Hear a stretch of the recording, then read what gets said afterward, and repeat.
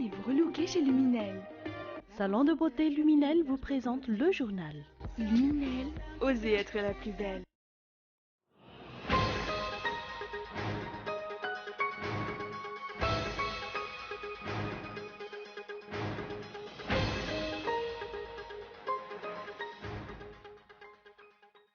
Même si l'exécutif n'a pas encore sorti le décret d'application du statut de l'opposition, cela n'a pas empêché le parti Antuk Malagas Meramieng, présidé par Adjanjenan Arvelu, de se déclarer officiellement opposant lors du récent congrès national du parti.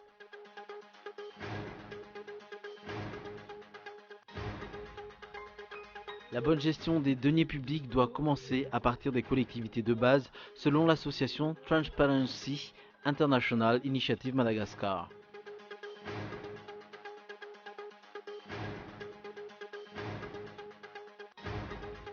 Le Liban se cherchait un président depuis 2 ans et demi.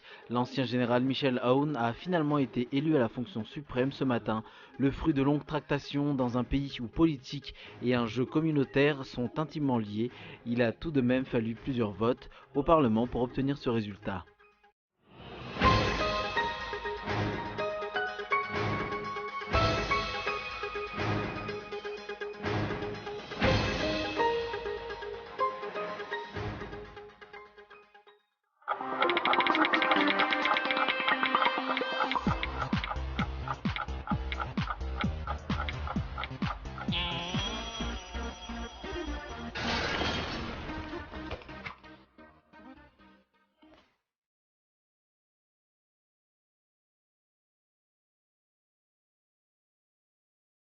Venez vous relooker chez Luminel.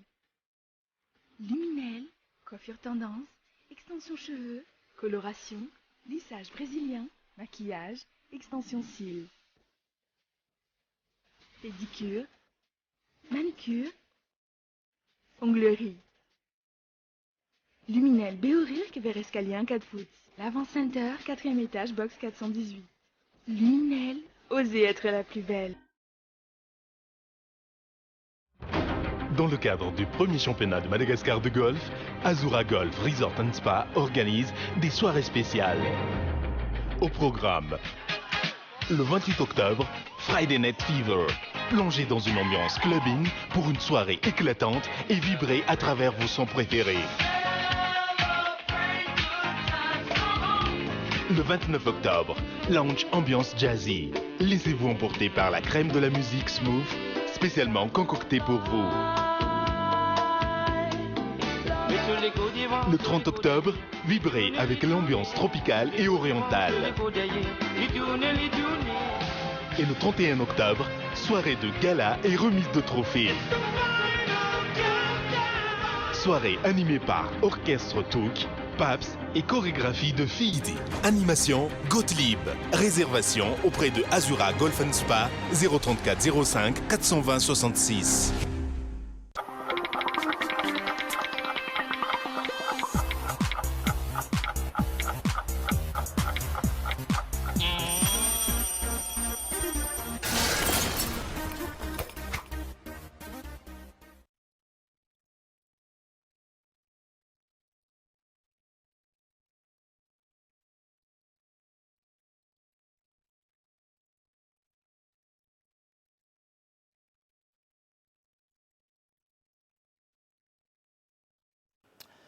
Merci d'être avec nous pour ce journal en version française sur Cool TV.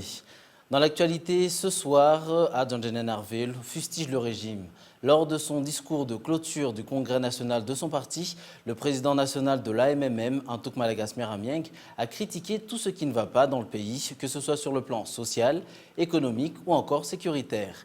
C'est d'ailleurs en constatant que tous les maux qui minent la nation actuellement, ce parti a décidé officiellement de se ranger du côté de l'opposition. Reportage de Michel Aranardzon. Que ce soit sur le plan économique ou social, les 3 ans de pouvoir de Eradjon Armampian n'ont rien apporté de positif ni pour le pays ni pour la population, selon le parti Antuk Malagas Meramieng. Un régime qui est tristement célèbre pour les abus de pouvoir, l'accaparement des terres ou encore l'emprisonnement illégal, comme ce qui s'est passé à Soumaman. En outre, le pouvoir a recours chaque fois à la force afin de réprimer tout mouvement de revendication dans le pays. Antouk Malagasy Amieng condamne l'emprisonnement illégal comme le cas à Soumaman et appelle l'État à relâcher toutes les personnes incarcérées dans le cadre de cette affaire, puis à cesser son acharnement contre le sénateur Lilson. La justice doit rester impartiale. Parallèlement, les exportations illicites des richesses naturelles gagnent du terrain. À l'instar de plusieurs organisations de la société civile et de nombreux observateurs de la vie publique, le parti Antouk Malagasy Amieng condamne les exploitations sauvages des richesses du pays. Ce dernier dénonce en outre l'incapacité des forces de l'ordre à éradiquer l'insécurité dans tout Madagascar.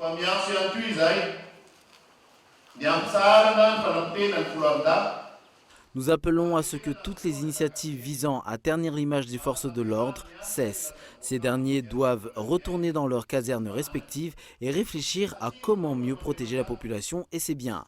C'est pour la protection de la population qu'elles doivent se mobiliser. Le manque de formation des jeunes, le chômage qui ne cesse de grimper, le non-respect des lois en vigueur, la mauvaise gestion du pays, la baisse du taux de scolarisation, la malnutrition dans le sud, le délestage qui persiste, autant de raisons qui ont poussé l'Antouk Malagasy Amieng à se ranger du côté de l'opposition.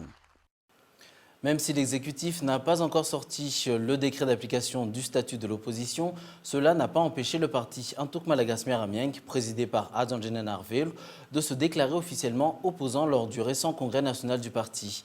Ce parti dispose de plusieurs députés à l'Assemblée nationale et dispose également d'un statut bien défini. Lors du premier tour des élections présidentielles de 2013, le candidat présenté par MMM était arrivé 3e, juste derrière les deux finalistes. Ce parti dispose ainsi d'une crédibilité incontestable et mérite amplement le titre d'opposant au régime. La prochaine étape pour l'AMMM est désormais l'enregistrement en tant que parti politique de l'opposition au ministère de l'Intérieur, conformément à l'article 2 de la loi numéro 2011-013 portant statut de l'opposition et des partis d'opposition. Rappelons que les postes de 7e vice-président du Sénat destinés à l'opposition et de chef de l'opposition au niveau de l'Assemblée nationale demeurent pour l'heure vacants. La bonne gestion des deniers publics doit commencer à partir des collectivités de base, selon l'association Transparency International Initiative Madagascar. C'est pour cette raison que cette dernière a organisé un concours destiné aux communes et visant à récompenser les bons élèves. La commune de Souavne a été la plus méritante. Reportage de Zoura Koutnedjin. La notion de transparence doit se refléter dans la gestion financière, depuis les collectivités de base comme les communes jusqu'aux hautes sphères de l'État, selon l'association Transparency International Initiative Madagascar. Concernant les communes, la transparence quant à la gestion des subventions émanant de l'État et également des fonds propres comme les taxes diverses est requise. La transparence se concrétise par le fait que les citoyens contribuent à l'élaboration du budget et qu'ils soient informés de son utilisation. La formation des citoyens et des journalistes sur ce sujet est ainsi nécessaire. Il appartient par la suite aux journalistes d'éduquer et d'informer l'opinion. Cette association a organisé un concours dédié aux communes pour récompenser celles qui manifestent une meilleure gestion financière. La commune de Souavne a obtenu la première place. Parallèlement, un concours dédié aux journalistes dans différentes régions, portant toujours sur le même thème, avait également eu lieu. Les lots pour les gagnants avaient été remis le week-end dernier. Notons qu'à Madagascar, beaucoup réclament la transparence dans la gestion des deniers publics, des richesses naturelles et minières, mais cela est encore loin d'être acquis. Des habitants de Souavne ont fait la grève ce matin. Ils ont brandi des banderoles pour alerter les autorités face au retard de leur indemnisation. Ils ont pourtant accepté de céder leurs biens pour permettre la construction de la route Ivat-Souavne. Les détails avec Lily Rabiat. Les responsables étatiques ont promis depuis le mois de mars d'indemniser les habitants dont les maisons ont été démolies ou les rizières remblayées pour permettre la reconstruction de la route Ivat-Souavne. Jusqu'ici pourtant, ces habitants n'ont rien reçu et attendent toujours la concrétisation des promesses qui leur ont été faites.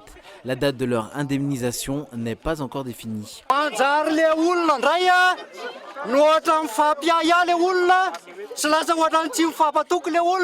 On nous a menés en bateau depuis le mois de juin. On nous a promis qu'on sera payé le 31 août, mais ce n'est pas le cas. Depuis, les habitants sont devenus méfiants. On ne se fait plus confiance car les rumeurs fusent selon lesquelles les habitants ont déjà été indemnisés. En tout, une trentaine de maisons avaient été démolies, plusieurs hectares de rizières et de champs avaient été remblayés pour la construction de cette route mesurant 11 km. Un recensement des habitants avait été mené sans aucune suite jusqu'à présent.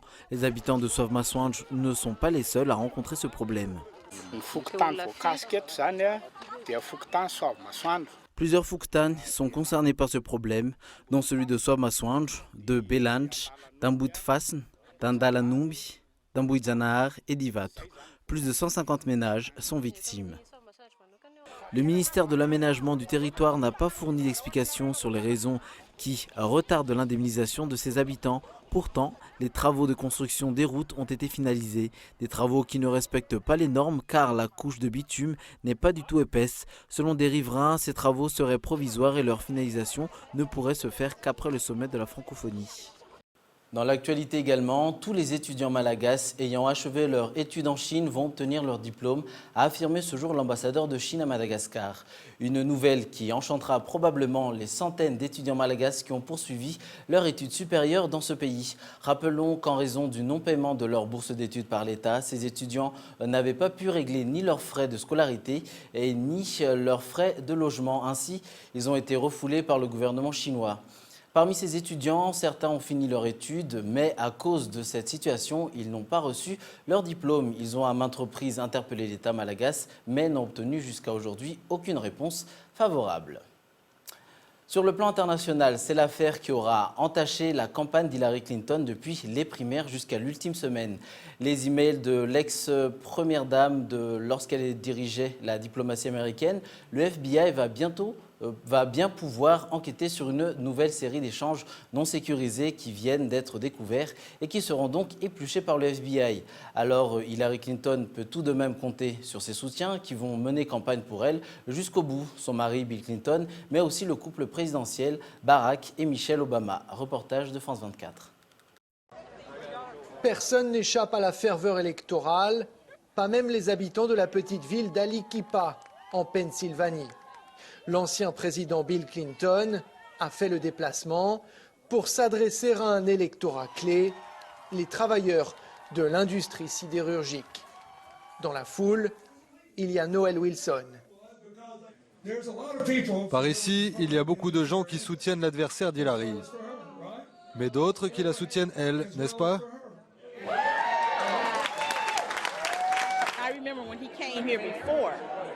Je me souviens de sa dernière visite ici. En général, les politiques qui viennent à Aliquippa gagnent les élections. Kennedy, en son temps, est également venu ici. Depuis, la ville a perdu un tiers de ses habitants.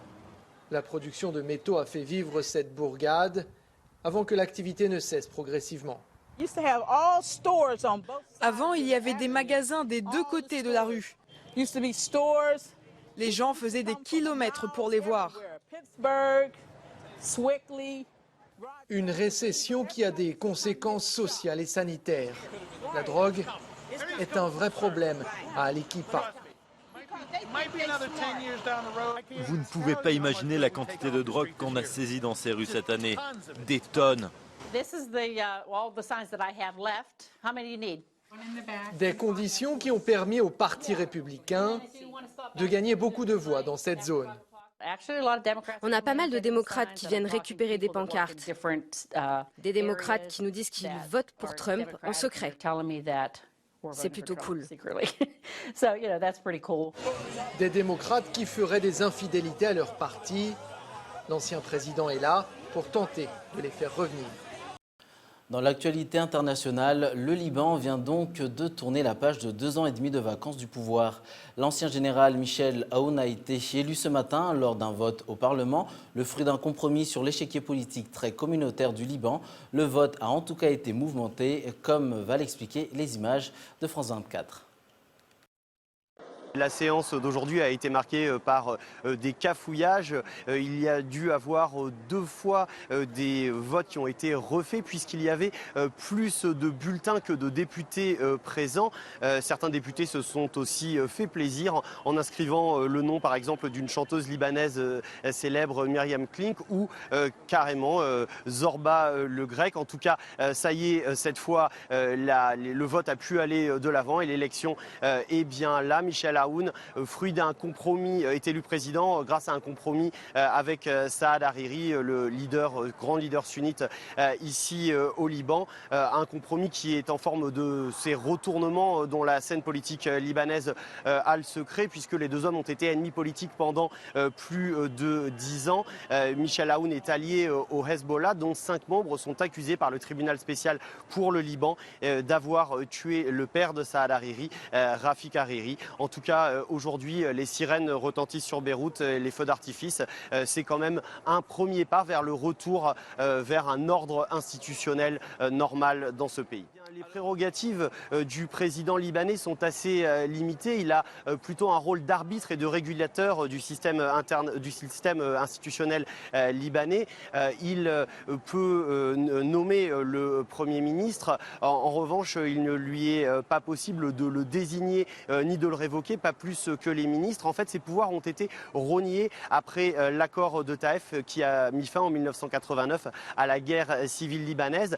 Sa mission la plus importante dans les jours qui viennent sera en coordination avec Saad Hariri, qui deviendra Premier ministre selon l'accord politique passé entre les 2 hommes, sera de former un gouvernement, une tâche qui peut s'avérer particulièrement difficile dans ce pays. On peut noter que le dernier Premier ministre, Tamam Salam, avait mis 10 mois à former son gouvernement. Cette fois, il faudra pour Michel Aoun et Saad Hariri aller beaucoup plus vite. Des élections législatives qui ne se sont pas tenues dans ce pays depuis 2009 sont censées se tenir en juin prochain, et ce sera vraiment ce que regarderont de près les Libanais pour pouvoir redonner un peu de légitimité au système politique libanais. Avant de refermer ce journal, tout de suite les brèves.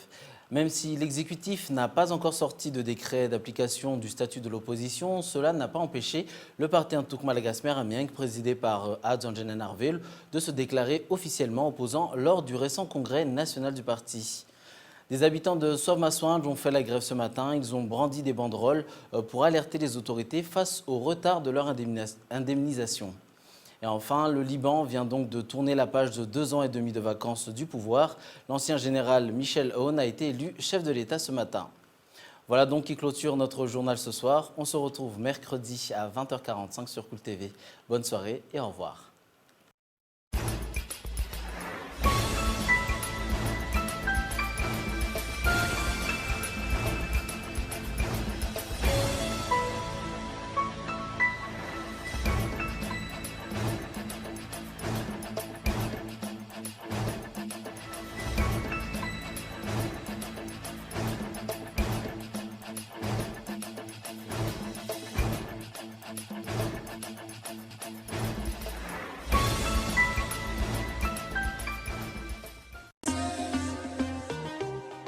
Venez vous relooker chez Luminel. Le journal vous a été présenté par Salon de beauté Luminel. Luminel, osez être la plus belle.